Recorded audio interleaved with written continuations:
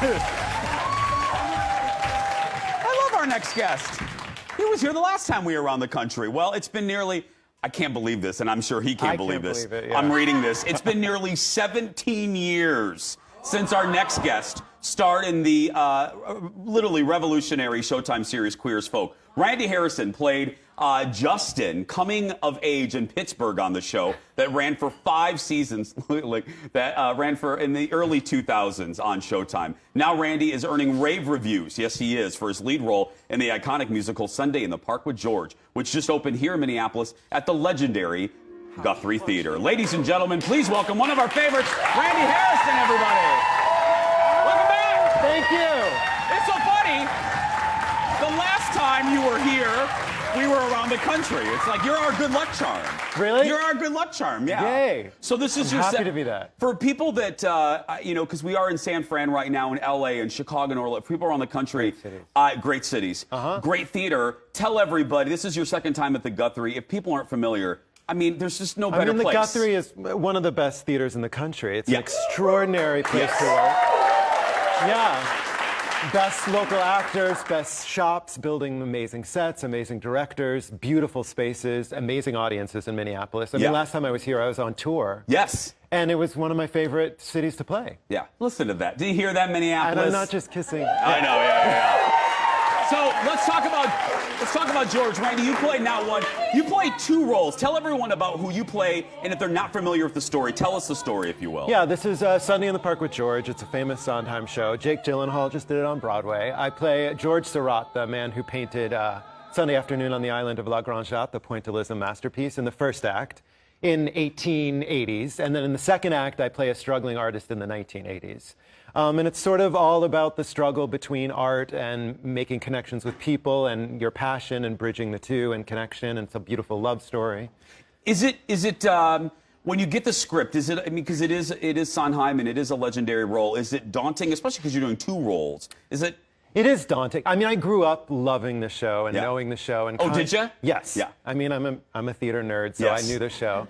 But then once you sit down and start rehearsals, it's hard. Yeah. Is it hard? I was going to say, is it hard? Because it looks hard. It's a big sing. It's very hard vocally and musically to learn, and then to do it every night and figure out how to do it vocally. But it's equally satisfying, so it's just a challenge. How do you keep your, I just thought about, how do you keep your voice from do you not talk once the shows are over? Not really. No, I mean, this is a special occasion. Thank you, Randy. Thank you. Thank you. Yeah, thank you. No, but I'm serious. I mean, I get it on a smaller scale. I have a 4-hour radio show, then I do this. Of course. Afterwards, I don't want to talk to anybody. Yeah, I mean, post-show at night, it's like ginger and lemon tea and bed. And then I have to be careful during the days. Once I'm deep into a run, my voice gets used to it and I have the stamina. But right now I'm just sort of beginning. I mean, we just opened last week, so I still have to be careful for a few more weeks. Before I'll get to Queer as Folk in a minute, but one more thing. You said you're a theater nerd. You've been on the stage a lot. Look at your whole body. Your whole face has changed when I said it. What is it about you? Because you've done every medium. You've done film. You've done TV. What is it about the theater that you love? The audience. Yeah, it is. I mean, I find I learn most by performing in front of people. I mean, directors help, other actors help, but there's nothing that's going to teach you more about performing as having great material and doing it in front of an audience and feeling what they respond to and learning what they laugh at, learning what they are responding to, what they're caring about. And it's an amazing way to develop yourself. You feed off their energy. Absolutely. Absolutely. Yeah. So we'll end how we began with Queer as Folk. Can you believe it's been 17 years? No. No. I mean, I can and I can't. It's this weird combination. And people, I think, for youngins that, in a post-Will and Grace, post-Queer as Folk world, this show, it was revolutionary what you guys did, especially what you did, in the year 2000. Yeah. I mean, what you showed on Showtime. I mean, I know. Yeah.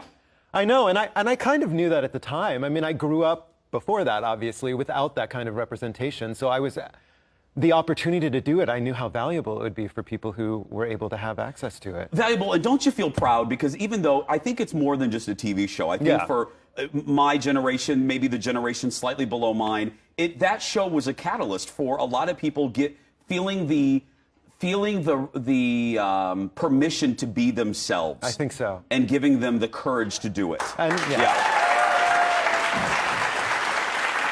And you were a part of that. I was.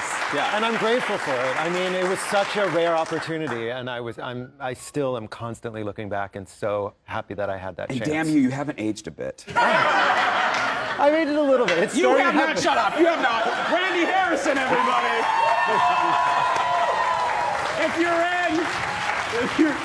If you're in the Minneapolis-St. Paul area, come see Randy on Sunday in the Park with George. Is playing through August 20th again at the Guthrie Theater.